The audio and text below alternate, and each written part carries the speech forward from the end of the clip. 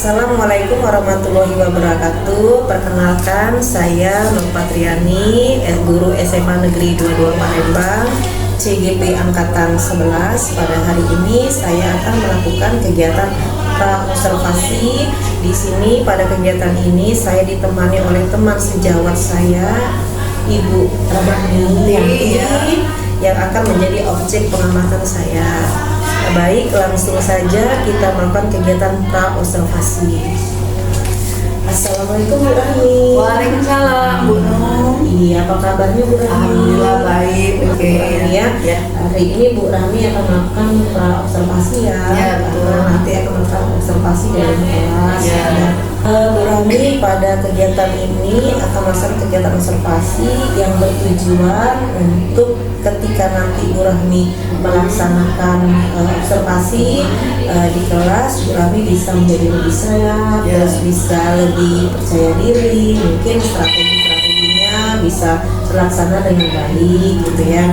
Untuk kegiatan pra-observasi ini ada beberapa yang akan saya tanyakan pada Bu Rahmi. Boleh kan Bu Rahmi? Boleh Bu, silakan. Bu Rahmi.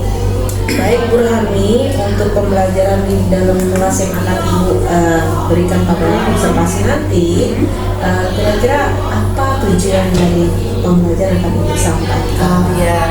Jadi untuk tujuan pembelajaran yang akan saya sampaikan nanti yaitu peserta didik mampu menganalisis peranan virus, terutama peranan virus yang merugikan bagi kehidupan manusia. Oke Bu Rahmi, jadi tujuan pembelajaran yang akan Ibu capai yaitu menganalisis peranan virus yang menyebabkan yang merugikan kehidupan manusia.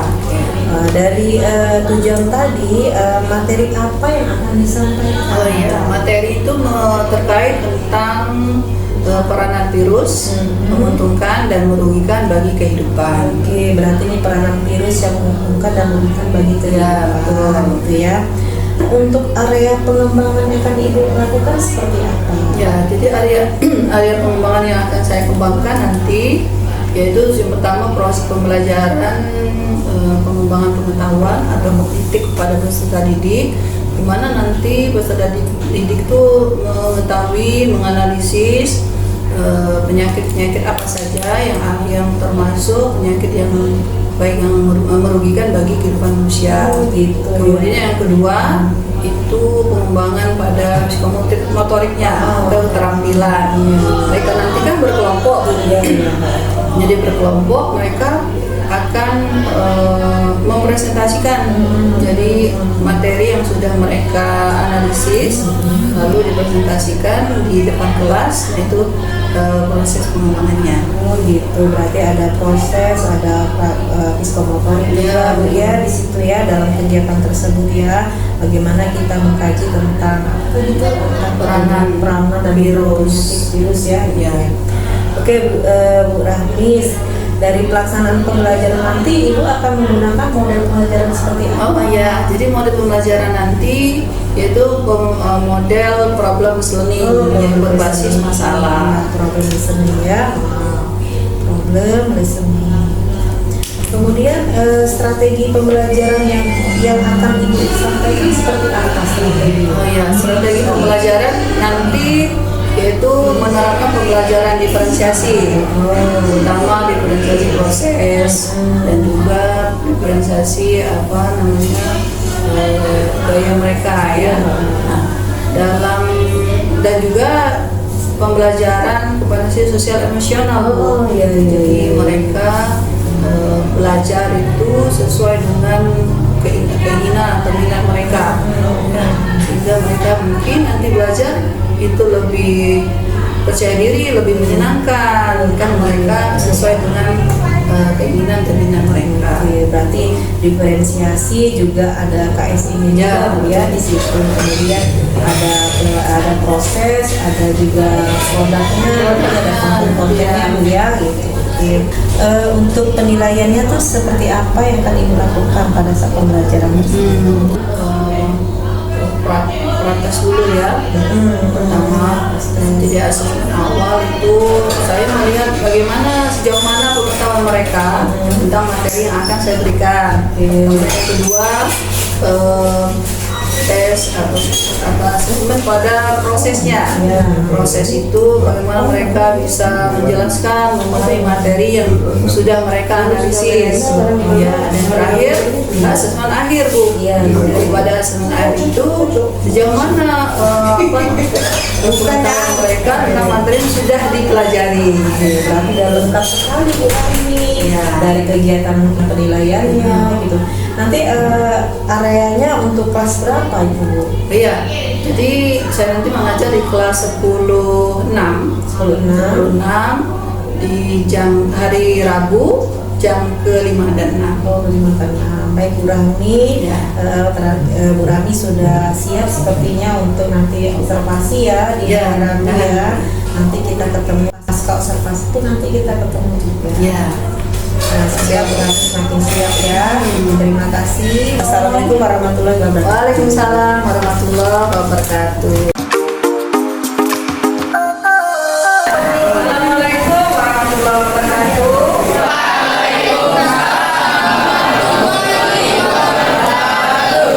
Kabarnya anak-anak semua?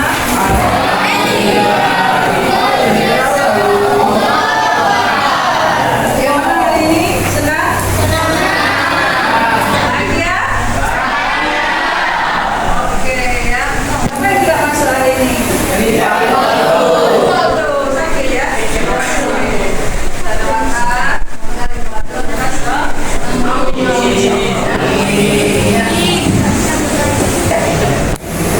Marilah kita berdoa terlebih dahulu. Silakan berdoa untuk pembinaannya. Baiklah semuanya, sebelum kita mulai pelajaran pada hari ini, alangkah banyak berdoa.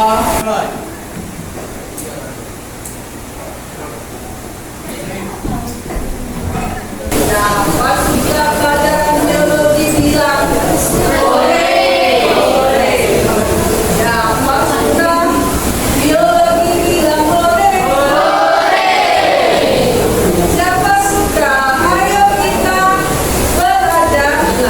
Siapa suka, ayo kita belajar. Siapa suka bilang boleh. Semangat pagi.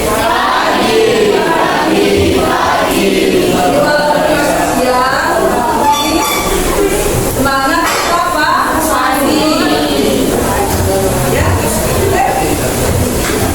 Ya, kita sekalian ya.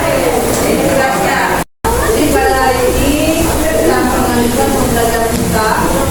Pada minggu lalu kita sudah belajar tentang reproduksi pada virus. Ya. Masih ingat tidak intinya apa? Ada berapa macam cara virus melakukan reproduksi? Ada dua. Daun dengan daun hijau. Masih ingat tahapannya? Masih ingat tahapan daun rintik? Apa? Coba. Absorpsi. Ya. Ya, analisis. Kemudian kalau yang daun begini, ada 4 langkah ya. Betul?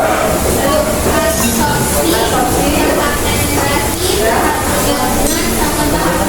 Oke, gitu ya.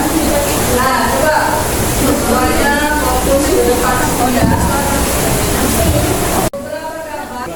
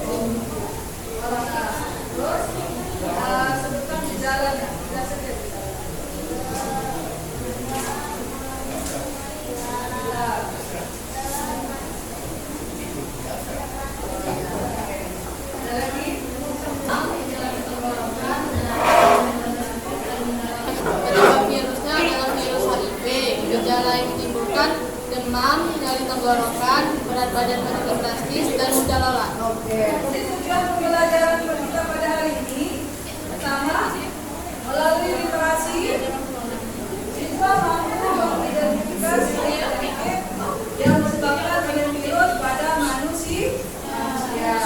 Jadi ini peranan yang menentukan ya. Yang kedua, melalui pengamatan gambar atau menonton video, siswa mampu menyebutkan virus, penyakit, virus penyebab penyakit dan gejala yang ditimbulkan. Ini satu lagi, cara penularan dan cara pencegahan. Nah, kalian nanti duduk berkelompok. Satu kelompok terdiri dari 6 orang sesuai dengan gaya belajar dan minat kalian. Yang kedua, nanti melakukan diskusi, ya, diskusi kecil dengan kelompoknya, lalu berdasarkan gayanya masing-masing. Dan terakhir, tanya jawab dan saling menanggapi, ya. Jadi anak-anak, tugas kalian ini adalah peranan virus dalam kehidupan, ya. Dan kalian duduk sesuai kelompoknya masing-masing.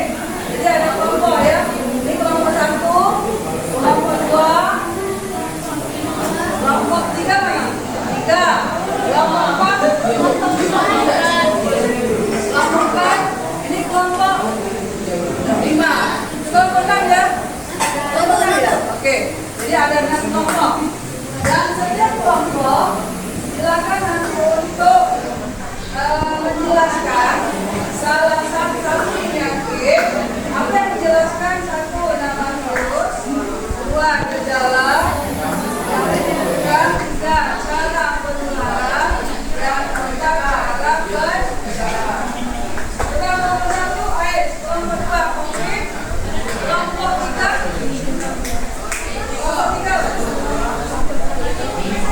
hepatitis ya.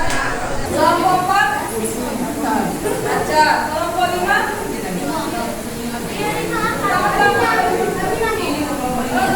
jadi dijelaskan dengan menggunakan PPT bisa, kemudian menggunakan gambar dan menggunakan lagu boleh ya. Oke, silakan untuk berdiskusi atau menghafal lagunya boleh, silakan saat ini ya.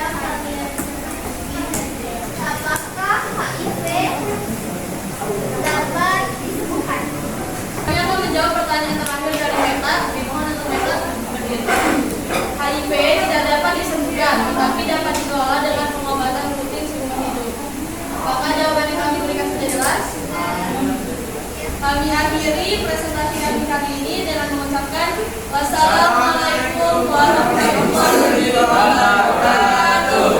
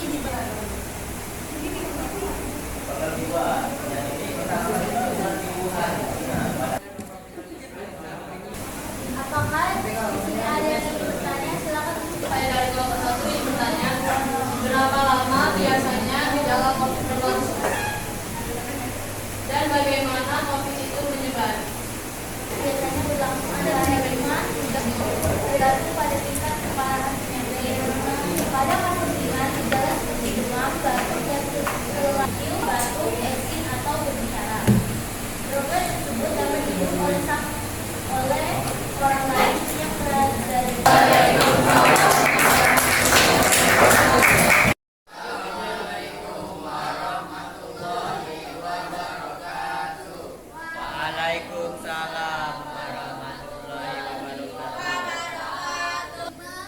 Ingin membahas tentang influenza.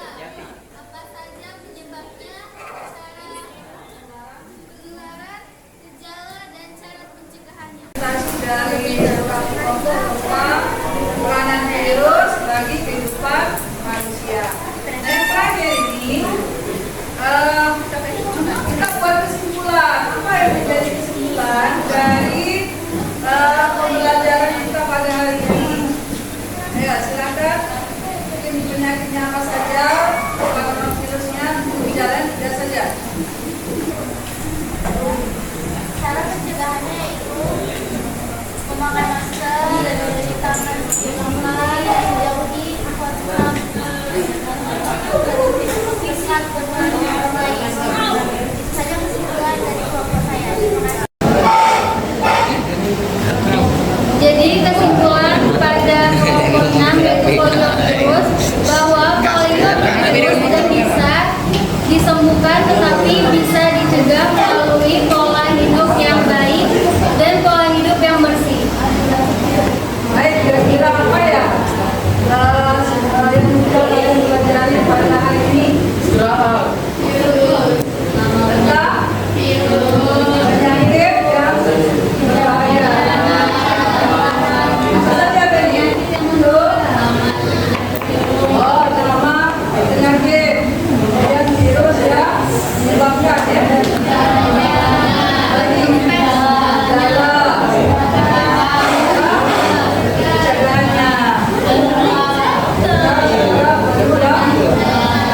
Oke, jadi hari ini kita sudah mempelajari tentang peranan virus dan kehidupan manusia.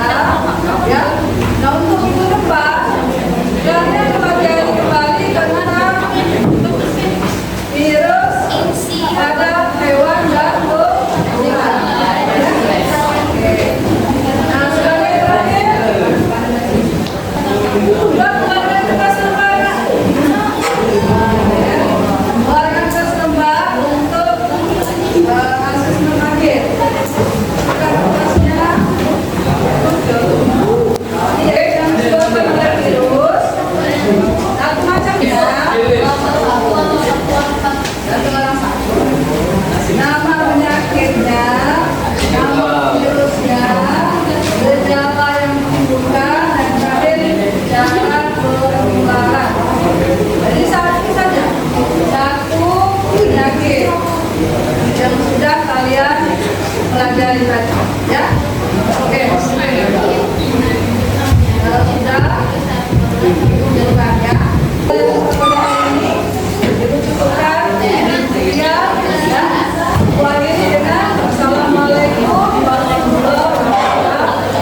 Assalamualaikum warahmatullahi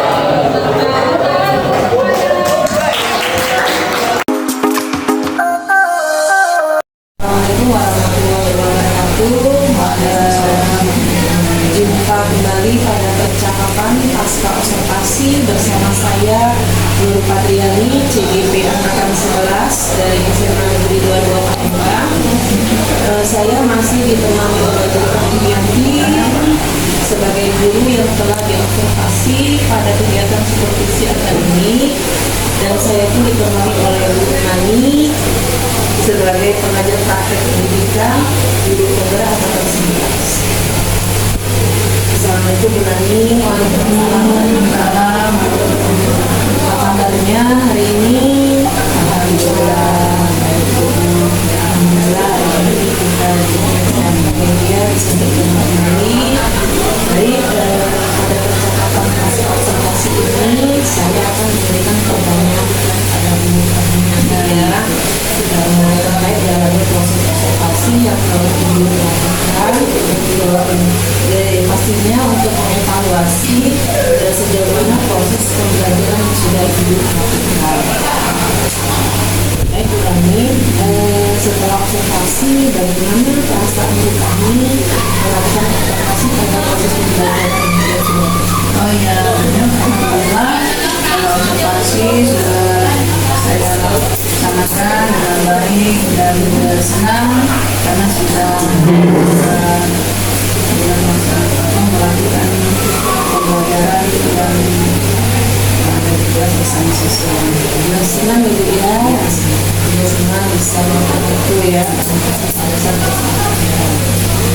bisa tidak ceritakan kepada kami area pengembangan apa yang sudah dilakukan pada pembelajaran tersebut dan pengembangannya apa saja sudah dilakukan. Baik, jadi tahapan pembelajaran yang saya lakukan pertama tentunya mengusahakan berangkat pembelajaran tentunya pembelajaran melengkapi strategi pembelajaran, model pembelajaran. Nah, untuk area pengembangan yang saya lakukan pada saat observasi yang pertama area pengembangan di area kognitif atau pengetahuan ya. Jadi bagaimana siswa itu dapat memahami materi. Kebetulan kemarin materi itu tentang peranan virus bagi kehidupan manusia. Jadi berbagai penyakit yang sebabkan virus pada manusia. Nah, untuk keterampilan siswa melakukan proses diskusi kelompok dan juga melakukan presentasi. Jadi setiap kelompok itu diberikan satu materi yang berbeda-beda, kemudian mereka melakukan diskusi dan juga presentasi.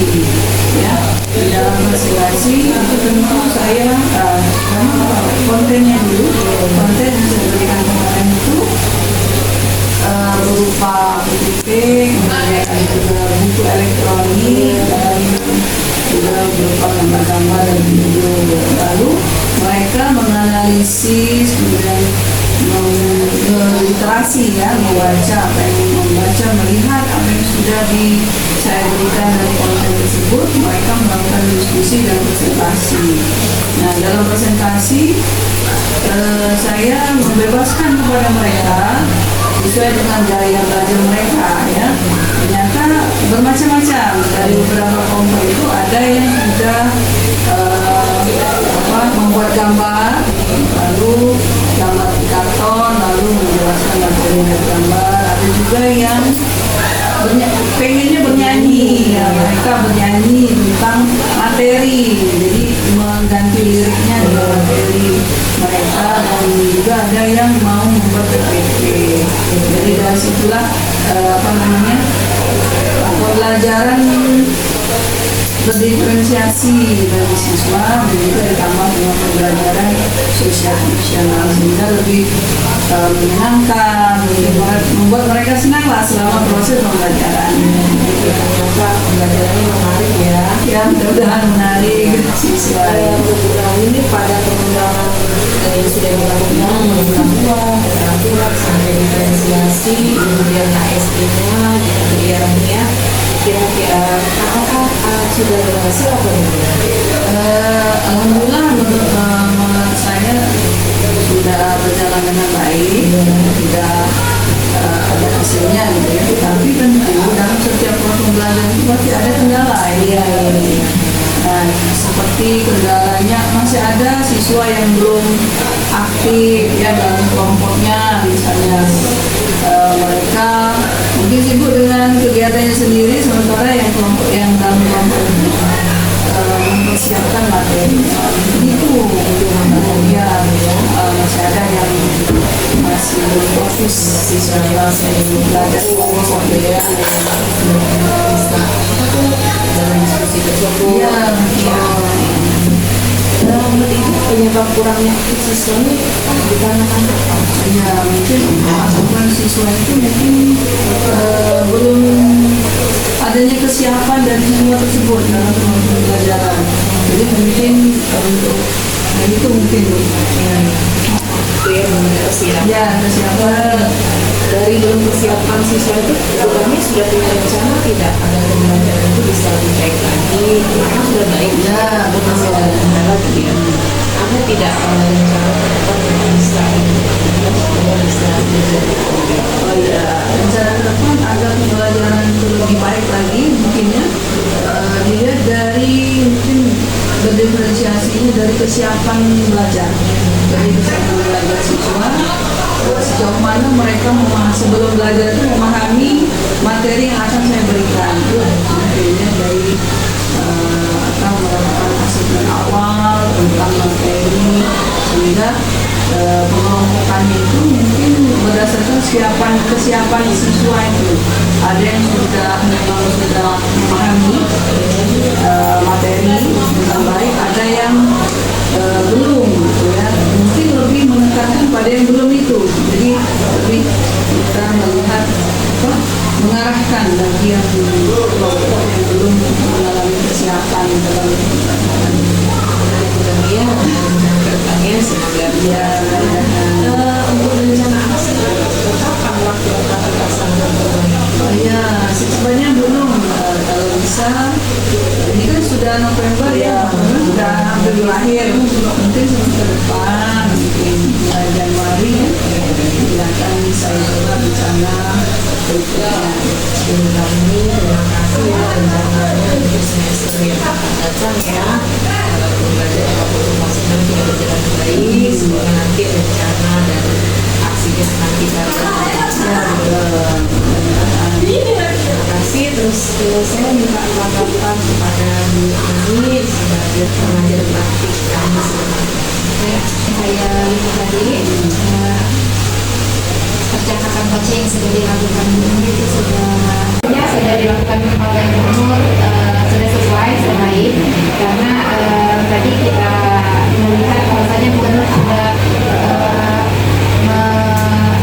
mengulangi kembali apa adanya pengembangan yang dilakukan oleh Bu Ani, dan juga